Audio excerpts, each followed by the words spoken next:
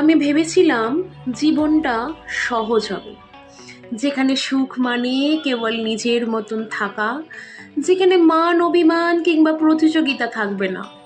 চেয়েছিলাম শান্ত নিরিবিলি এক পরিসর, যেখানে মানুষ হবে একেবারে মানুষের মতো। আর আমি কেবল মানুষ হয়েই বাঁচব। কিন্তু জীবন তো আর আমাদের ইচ্ছের কাছে বাধা পড়ে না। সময় আস্তে আস্তে তাই শিখিয়েছে, সরলতা কখনো কখনো হয়ে ওঠে শাস্তি। যতবার আমি নিরীহ থেকেছি, ঠিক ততবারই আমার সরলতাকে অন্যেরা ব্যবহার করেছে। তাই আমাকেও শিখতে হয়েছে অবহেলার মাঝে শক্ত হয়ে দাঁড়াতে। সহজ মানুষ থেকে পরিণত হতে হয়েছে এক দৃঢ় মানুষে, যেখানে আর সহজে কেউ ভাঙতে পারে না।